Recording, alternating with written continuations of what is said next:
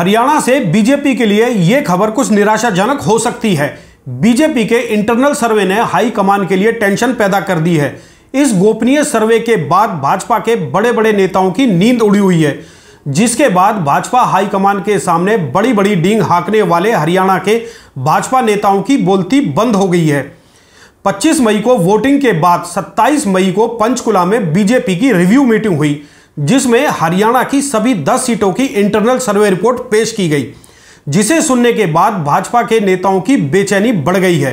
इस रिपोर्ट के आधार पर जो खबर निकलकर सामने आ रही है, उसमें बीजेपी के कई बड़े बड़े नेताओं के गले में पब्लिक ने हार की माला पहना दी है।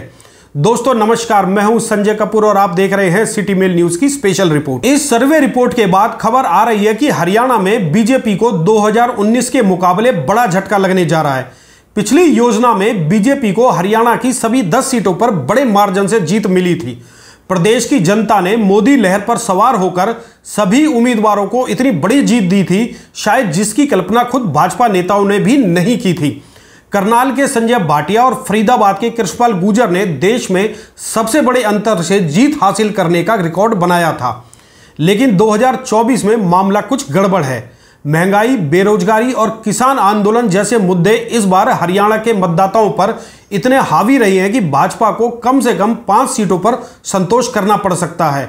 हालांकि हरियाणा में इस बार बीजेपी के प्रति लोगों में जितनी नाराजगी और असंतोष है, उसके बावजूद 5 सीटों पर जीत मिलना भी अपने आप में बड़ी बात मानी जा रही है। अब आपको बीजेपी के गोपनीय सर्वे के बारे में बताते हैं, जिसके आधार पर कहा गया है कि इस बार हरियाणा में सिरसा और रोहतक वो पहली 2 सीटें हैं जिन पर कांग्रेस जीत दर्ज कर रही है। इन दोनों सीटों पर बीजेपी के अशोक तंवर सिरसा और अरविंद शर्मा रोहतक से अपना चुनाव लूज कर रहे हैं। इसके बाद अंबाला, कुरुक्षेत्र, सोनीपत और भिवानी महेंद्रगढ़ सीटों पर भी भाजपा उम्मीदवारों की हालत पतली है।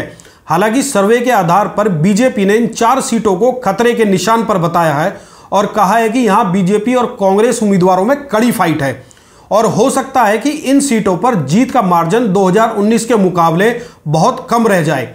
खबर तो यह भी है कि इनमें से सोनीपत से कांग्रेस के सतपाल ब्रह्मचारी और कुरुक्षेत्र से इंडिया गठबंधन के सुशील गुप्ता कोई करिश्मा भी दिखा सकते हैं, जबकि अंबाला और भिवानी सीटों पर जोरदार टक्कर होने के संकेत हैं।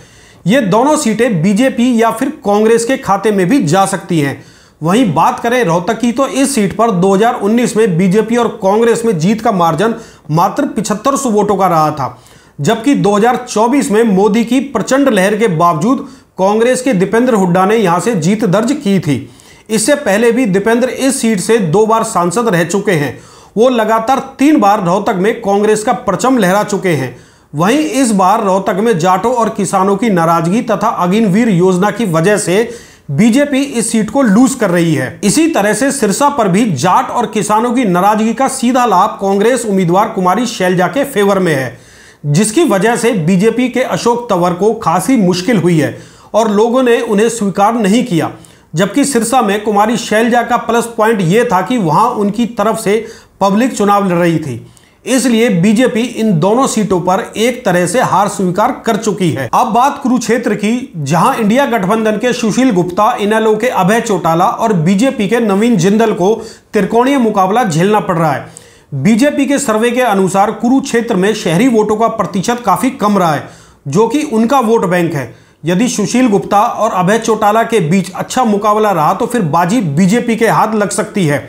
यानी कि अभय ने सुशील गुप्ता के वोट काटे तो फिर बीजेपी को गुड न्यूज मिल सकती है। अब बात करें उन 4 सीटों की जिन्हें बीजेपी अपने सर्वे में प्लस मानकर चल रही है। इनमें सबसे पहला नाम करनाल का है, जहां बीजेपी ने मनोहर लाल को चुनाव लड़वाया है। इस सीट पर कांग्रेस के युवा नेता दिव्यांशु बुद्धि राजा मैदान में है, लेकिन बीजेपी दिव्यांशु को मनोहर लाल के सामने कमजोर मानते हुए इस सीट पर अपनी जीत तय मान रही है।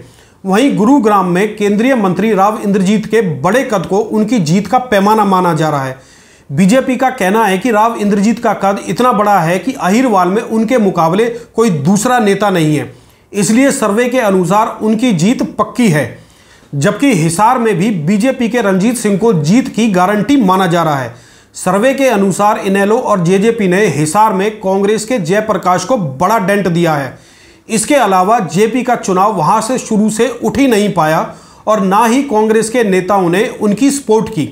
कांग्रेस ने टिकट देकर हिसार की तरफ देखा तक नहीं, जिसकी वजह से जेपी का चुनाव जस का तस रहा। जबकि फरीदाबाद में बीजेपी को कांग्रेस के सामने कड़ी टक्कर दिखाई दे रही है।